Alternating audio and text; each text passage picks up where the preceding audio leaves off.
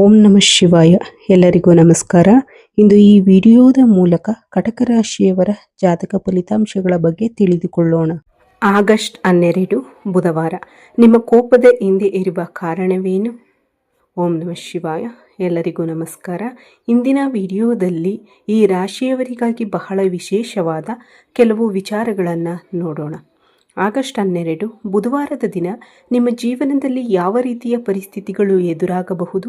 ನಿಮ್ಮ ಸ್ವಭಾವದ ಬಗ್ಗೆ ಇತರರಿಗೆ ಅರ್ಥವಾಗದ ಕೆಲವು ವಿಷಯಗಳು ಯಾವುವು? ವಿಶೇಷವಾಗಿ ನಿಮ್ಮ ಕೋಪ ಬಂದಾಗ ನೀವು ಏಕೆ ಅಷ್ಟು ತೀವ್ರವಾಗಿ ಪ್ರತಿಕ್ರಿಯಿಸುತ್ತೀರಿ? ನಿಮ್ಮ ಕೋಪದ ಹಿಂದೆ ನಿಜವಾಗಿಯೂ ಯಾವ ಭಾವನೆ ಅಡಗಿದೆ? ಯಾರಾದರೂ ನಿಮ್ಮ ನಂಬಿಕೆಯನ್ನು ಮುರಿದಾಗ ನೀವು ಹೇಗೆ ವರ್ತಿಸುತ್ತೀರಿ? ಈ ಎಲ್ಲ ವಿಚಾರಗಳನ್ನು ಇಂದಿನ ರಾಶಿಫಲ ವಿವರದಲ್ಲಿ ತಿಳಿದುಕೊಳ್ಳೋಣ. ಅದರ ಜೊತೆಗೆ ಈ ಅಮಾವಾಸ್ಯೆಯ ದಿನದ ವಿಶೇಷತೆ, ಗ್ರಹಣದ ಹಿನ್ನೆಲೆಯಲ್ಲಿನ ಜ್ಯೋತಿಷ್ಯ ನಂಬಿಕೆಗಳು, ನೀವು ತೆಗೆದುಕೊಳ್ಳಬೇಕಾದ ಮುನ್ನೆಚ್ಚರಿಕೆಗಳು, ಯಾವ ದೇವರ ಆರಾಧನೆ ನಿಮಗೆ ಮನಸ್ಸಿನ ನೆಮ್ಮದಿ ನೀಡಬಹುದು ಮತ್ತು ಯಾವ ವಿಷಯಗಳಲ್ಲಿ ವಿಶೇಷವಾಗಿ ಜಾಗರೂಕರಾಗಿರಬೇಕು ಎಂಬುದನ್ನು ತಿಳಿದುಕೊಳ್ಳೋಣ. ಆದ್ದರಿಂದ ವಿಡಿಯೋವನ್ನು ಕೊನೆಯವರೆಗೂ ನೋಡಿ. ವಿಡಿಯೋ ನಿಮಗೆ ಇಷ್ಟವಾದರೆ ಒಂದು ಲೈಕ್ ಮಾಡಿ. ನಮ್ಮ ಚಾನಲ್ಗೆ ಹೊಸಬರಾಗಿ ಬಂದಿದ್ದರೆ ಸಬ್ಸ್ಕ್ರೈಬ್ ಮಾಡಿ.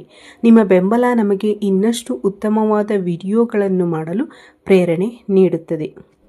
ಕರ್ಕಾಟಕ ರಾಶಿಯು ಜ್ಯೋತಿಷ್ಯದಲ್ಲಿ 4ನೇ ರಾಶಿಚಕ್ರ ಚಿಹ್ನೆಯಾಗಿದೆ. ಇದರ ಆಕಾಶ ಮಂಟಪವು ಏಡಿಯ ಆಕಾರದಲ್ಲಿದೆ. ಪುನರ್ವಸು ನಕ್ಷತ್ರದ ಕೊನೆಯ ಪಾದ, ಪುಷ್ಯ ಮತ್ತು ಆಶ್ಲೇಷ ನಕ್ಷತ್ರಗಳ ಎಲ್ಲ 4 ಪಾದಗಳು ಈ ರಾಶಿಯಲ್ಲಿವೆ. ಈ ರಾಶಿಯ ಅಧಿಪತಿ ಮನಸ್ಸು ಮತ್ತು ತಾಯಿಯ ಕಾರಕನಾದ ಚಂದ್ರ. ಇದು ಜಲ ಅಂಶದ ಸಂಕೇತವಾಗಿದೆ. ಭಾವನಾತ್ಮಕತೆ, ಕರುಣೆ, ಕಲ್ಪನಾ ಶಕ್ತಿ, ಕುಟುಂಬ, ಪ್ರೀತಿ ಮತ್ತು ರಕ್ಷಣಾತ್ಮಕ ಮನೋಭಾವ ಈ ರಾಶಿಯ ವಿಶೇಷ ಲಕ್ಷಣಗಳಾಗಿವೆ. ಇವರು ಯಾರ ಮಾತನ್ನಾದರೂ ಸುಮ್ಮನೆ ಒಪ್ಪಿಕೊಳ್ಳುವ ಸ್ವಭಾವದವರಲ್ಲ. ಒಂದು ವಿಷಯವನ್ನು ತಮ್ಮದೇ ಆದ ರೀತಿಯಲ್ಲಿ ಅರ್ಥ ಮಾಡಿಕೊಂಡ ನಂತರವೇ ಅದನ್ನು ಒಪ್ಪಿಕೊಳ್ಳಲು ಇಷ್ಟಪಡುತ್ತಾರೆ.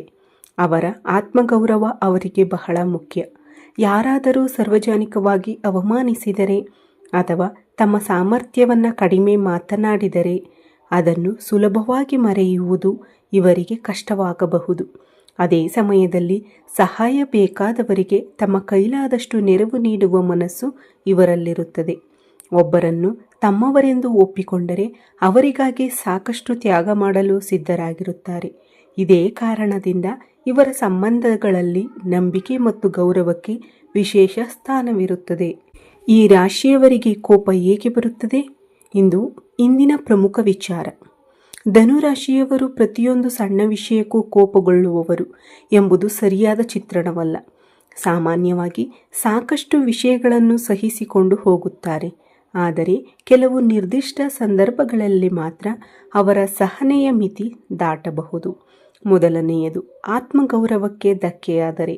ಯಾರಾದರೂ ನಿಮ್ಮನ್ನು ಉದ್ದೇಶಪೂರ್ವಕವಾಗಿ ಅವಮಾನಿಸಿದರೆ ಅಥವಾ ಎಲ್ಲರ ಮುಂದೆ ನಿಮ್ಮ ಸಾಮರ್ಥ್ಯವನ್ನು ಪ್ರಶ್ನಿಸಿದರೆ ನೀವು ಅದನ್ನು ಸುಮ್ಮನೆ ಸಹಿಸಿಕೊಳ್ಳಲು ಸಾಧ್ಯವಾಗದೇ ಇರಬಹುದು.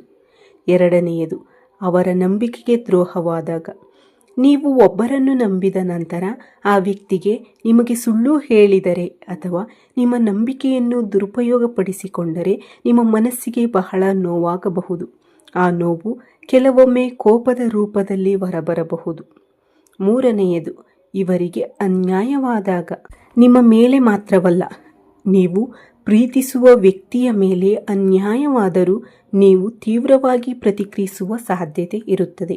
ಇದೇ ಕಾರಣಕ್ಕೆ ಕೆಲವರು ನಿಮ್ಮನ್ನು ತುಂಬ ಕೋಪದ ಸ್ವಭಾವದವರು ಎಂದುಕೊಳ್ಳಬಹುದು.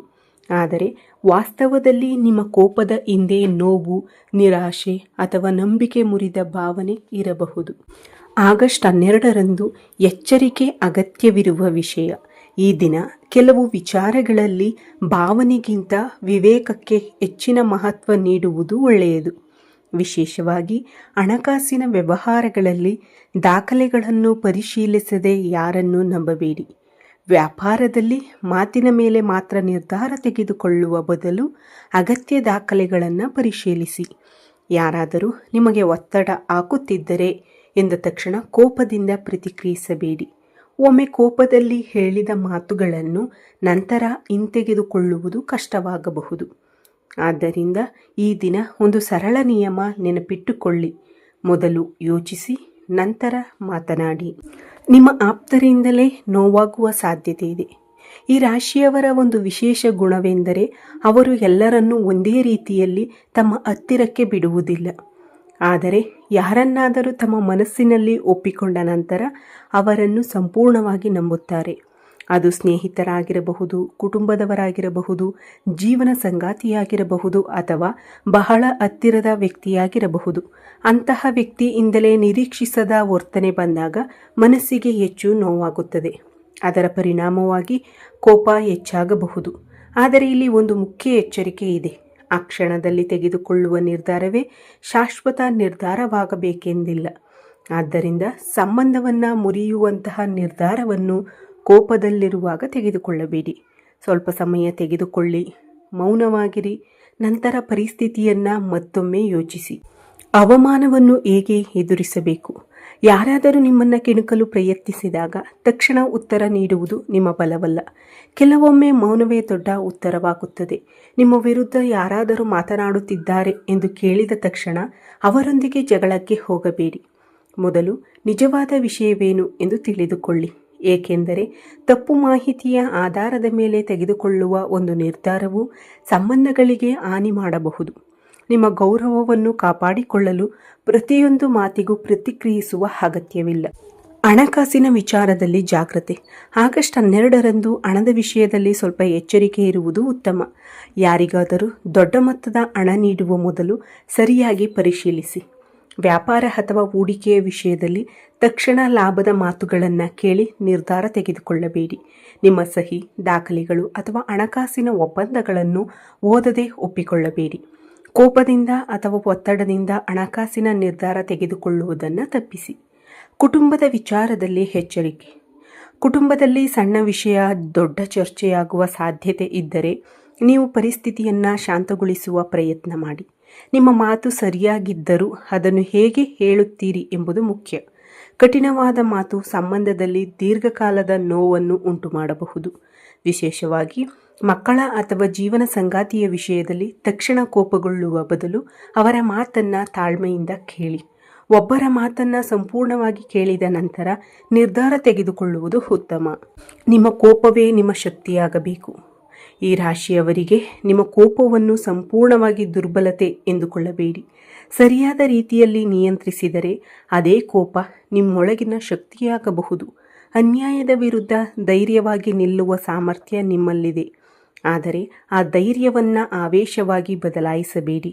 ನಿಮ್ಮ ಮಾತುಗಳಲ್ಲಿ ದೃಢತೆ ಇರಲಿ, ಆದರೆ ಅವಮಾನಿಸುವ ಪದಗಳು ಇರಬಾರದು. ನಿಮ್ಮ ನಿರ್ಧಾರಗಳಲ್ಲಿ ಧೈರ್ಯ ಇರಲಿ, ಆದರೆ ಆತುರ ಇರಬಾರದು. ಆಧ್ಯಾತ್ಮಿಕ ಪರಿಹಾರ.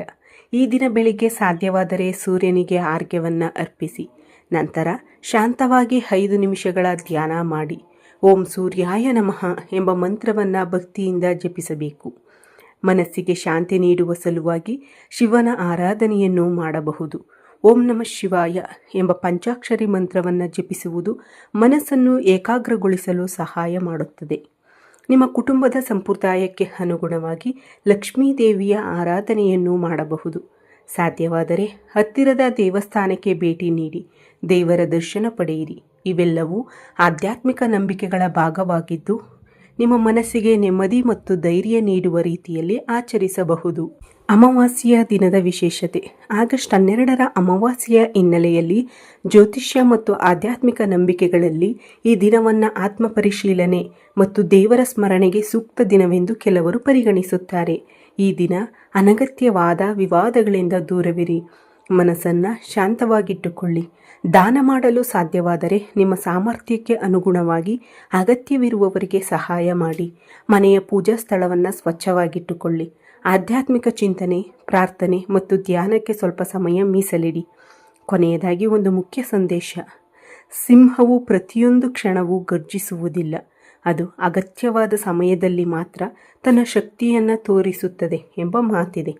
ಅದೇ ರೀತಿಯಲ್ಲಿ ನೀವು ಕೂಡ ಪ್ರತಿಯೊಂದು ಮಾತಿಗೂ ಪ್ರತಿಕ್ರಿಯಿಸುವ ಅಗತ್ಯವಿಲ್ಲ. ನಿಮ್ಮ ಮೌನವನ್ನು ದುರ್ಬಲತೆ ಎಂದು ಯಾರೂ ಭಾವಿಸಬಾರದು. ನಿಮ್ಮ ವಿವೇಕವೇ ನಿಮ್ಮ ದೊಡ್ಡ ಶಕ್ತಿ.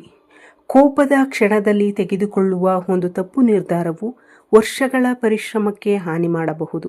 ಆದರೆ ಅದೇ ಕ್ಷಣದಲ್ಲಿ ನೀವು ನಿಮ್ಮನ್ನು ನಿಯಂತ್ರಿಸಿಕೊಂಡರೆ ಅದೇ ಪರಿಸ್ಥಿತಿ ನಿಮ್ಮ ಪರವಾಗಿಯೂ ಬದಲಾಗಬಹುದು. ಅಂತಿಮ ಫಲ.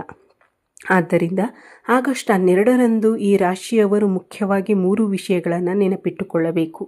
ಮೊದಲನೆಯದು, ಕೋಪದಲ್ಲಿ ನಿರ್ಧಾರ ತೆಗೆದುಕೊಳ್ಳಬಾರದು. ಎರಡನೆಯದು, ಹಣಕಾಸಿನ ವ್ಯವಹಾರಗಳಲ್ಲಿ ಸಂಪೂರ್ಣ ಪರಿಶೀಲನೆ ಮಾಡಬೇಕು. ಮೂರನೆಯದು, ಸಂಬಂಧಗಳಲ್ಲಿ ಮಾತಿಗಿಂತ ಅರ್ಥ ಮಾಡಿಕೊಳ್ಳುವಿಕೆಗೆ ಆದ್ಯತೆ ನೀಡಬೇಕು. ನಿಮ್ಮ ಕೋಪವನ್ನು ನೀವು ನಿಯಂತ್ರಿಸಿದರೆ ನಿಮ್ಮ ಮುಂದೆ ಇರುವ ಅನೇಕ ಸಮಸ್ಯೆಗಳನ್ನು ಸಹ ಸುಲಭವಾಗಿ ದಾಟಬಹುದು. ನಿಮ್ಮ ಆತ್ಮಗೌರವವನ್ನು ಕಾಪಾಡಿಕೊಳ್ಳಿ, ಆದರೆ ಅದಕ್ಕಾಗಿ ನಿಮ್ಮ ಮನಸ್ಸಿನ ಶಾಂತಿಯನ್ನು ಕಳೆದುಕೊಳ್ಳಬೇಡಿ. ನಿಮ್ಮ ಶಕ್ತಿ ನಿಮ್ಮ ಧೈರ್ಯದಲ್ಲಿ ಮಾತ್ರವಲ್ಲ, ನಿಮ್ಮನ್ನು ನೀವು ನಿಯಂತ್ರಿಸಿಕೊಳ್ಳುವ ಸಾಮರ್ಥ್ಯದಲ್ಲಿಯೂ ಇದೆ. ಈ ರಾಶಿಯವರು ನಿಮ್ಮ ಜೀವನದಲ್ಲಿ ಉತ್ತಮವಾದ ದಿನಗಳು ಬರಲಿ ಎಂದು ಹಾರೈಸುತ್ತೇನೆ. ಶಿವನ ಕೃಪೆ ಮತ್ತು ಲಕ್ಷ್ಮೀದೇವಿಯ ಆಶೀರ್ವಾದ ನಿಮ್ಮ ಕುಟುಂಬದ ಮೇಲೆ ಸದಾ ಇರಲಿ. ಓಂ ನಮಃ ಶಿವಾಯ. ವಿಡಿಯೋ ನಿಮಗೆ ಇಷ್ಟವಾದರೆ ಲೈಕ್ ಮಾಡಿ, ನಿಮ್ಮ ಸ್ನೇಹಿತರು ಮತ್ತು ಕುಟುಂಬದವರೊಂದಿಗೆ ಹಂಚಿಕೊಳ್ಳಿ.